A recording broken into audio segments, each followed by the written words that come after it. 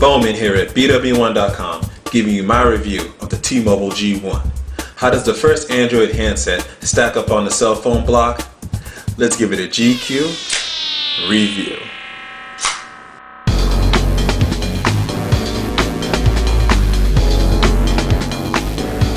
Okay, let's go over some of the accessories that come with the T-Mobile G1. First accessory are these USB headphones. Now, on the G1, it doesn't have a standard headphone jack, so you can't plug in your own headphones, so you have to use these USB ones, which is kind of a fail on T-Mobile, Google, and HTC, who designed the hardware, where they should have allowed you to plug any type of headphone that you wanted inside of it. These are a decent pair, don't get me wrong, but it'd be nice to put some premium headphones in there that you already have. You can plug into a standard jack, especially if they're going to tout this as a media type phone. They want you to listen to music, listen to stuff on YouTube and things like that. Next, this is your USB cable. You can plug it right in. It'll charge the device via USB if you plug it into your computer. It'll also allow you to mount the storage card that you have inside the device too. It allows you to drag and drop content onto it. So speaking of that, each G1 comes with a 1 gig micro SD card, so you can put your music, your pictures, anything you want, you can plug right onto here, and it supports up to 8 gigabytes of a micro SD card. Next, this battery. It's a standard 1150 milliamp hour battery. Gives you about a talk time of about 5.8 hours, about 42 hours of standby time. But the time will vary with Wi-Fi, music, and other things going on. I did find that the battery life is kind of short on the device if you're using a lot of things on, especially if you're going on the internet or doing anything data related. The battery will run real short on you. So when the battery runs out, you're going to want to use this charger. This is the standard wall charger, plugs right into the USB port on the bottom of it, and you're going to get a faster charge out of this than you would out of the USB cable. Next, your standard getting started guides, your terms and conditions, your warranty, things of that nature. And finally, a soft case. Yeah. If you've seen my biscuit test reviews before, you already know where we're going with this one, so we're just going to chuck that to the side.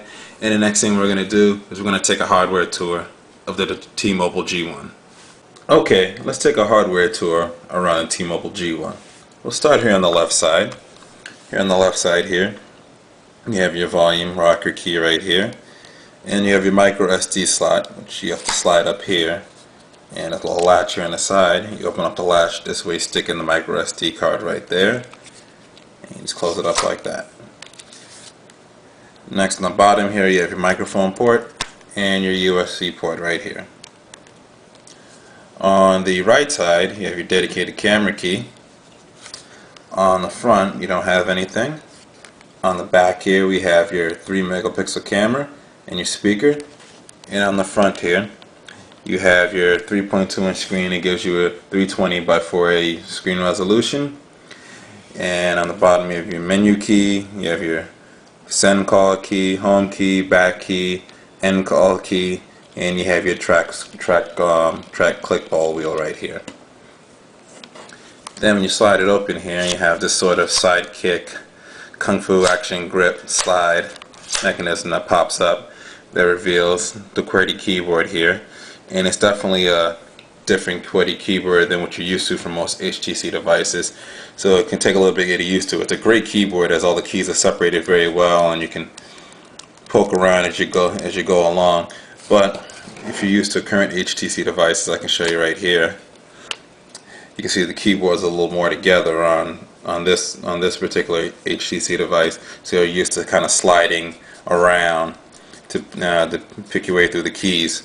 On this, you're going to actually have to kind of slide a little further or pick your thumbs up as you go along to pick each key. And now, just to do a comparison of each device, I'll take my XV6800 BlackBerry Curve and just kind of give you a size comparison here.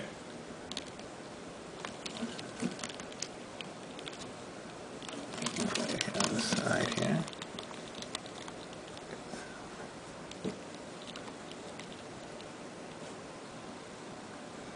Okay. Next thing we're going to do, we're going to power on the device and take a tour of the software. Okay, first thing we're going to do is we're going to turn on the device and see how long it takes to boot up.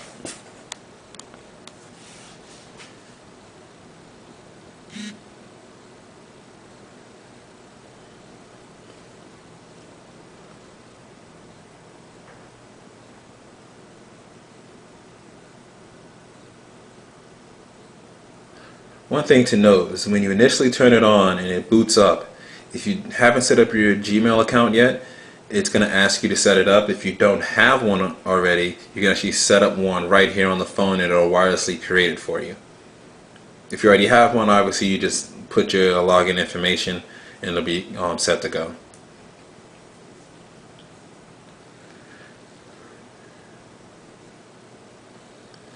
Alright, once you boot up here, look to the screen lock, you just have to press the menu key. Unlocks the screen, and now you're at the desktop. This is the main part. And here in the desktop you get a bunch of different widgets on the main one. You get your clock widget, you have a widget for your dialer, contacts, browser, and maps. And when you go from side to side, on this you'll get an extended desktop. On this side you have a Google search widget.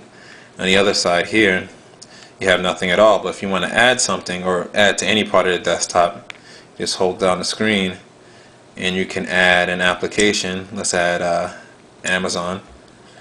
So now that's on your desktop and available as a quick shortcut.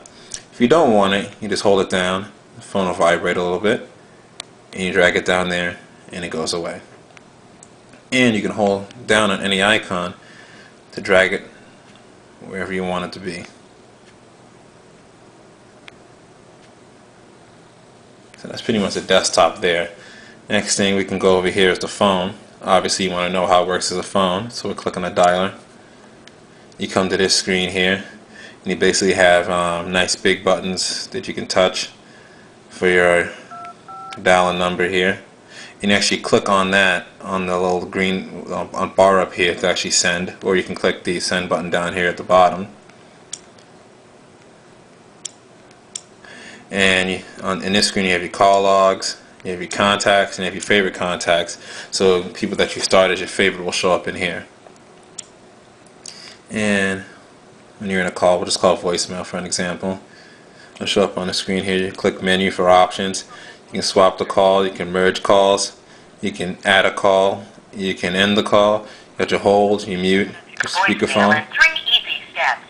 Creating the password, recording your name. And your Bluetooth, if you have a Bluetooth, if you have Bluetooth turned on and a headset set up, if you hit this button down here, the 5 button, it brings up the dialer screen again.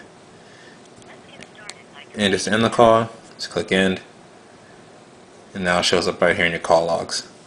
So that's the phone for the most part. Next important thing that when it comes to just using this as a phone is the messaging, obviously. So if you click this icon here at the bottom of the desktop, it brings up to your basically your app menu.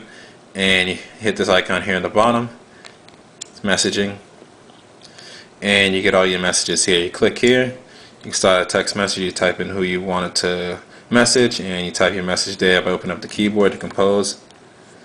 And you click on the message, it'll show up here at the bottom, and it's threaded text messaging, so it'll look like a instant message chat. And speaking of apps, this is where you access all the apps at. So this is your app menu. Any apps that you download all show up here in shortcuts right here. So you have apps like I downloaded the Bank of America app. You have your calculator, calendar, your camera, your contacts, your dialer, email. Then you have Gmail too. So if you have your Gmail, you can set it up here. You got Texas Hold'em. You scroll down here and you have your IM, which can show your IM real quick. Another important part of the phone is the messaging, obviously. So you have your Google account, you have your AIM, Windows Live, and Yahoo available. And you have your MySpace app if you want to add that too. You can add some games like Pac-Man, and you have YouTube down there as well. So what we're going to do here is we're actually going to have to cut this over to part 2, where I'll show you and walk you through some of the apps that come with the T-Mobile G1.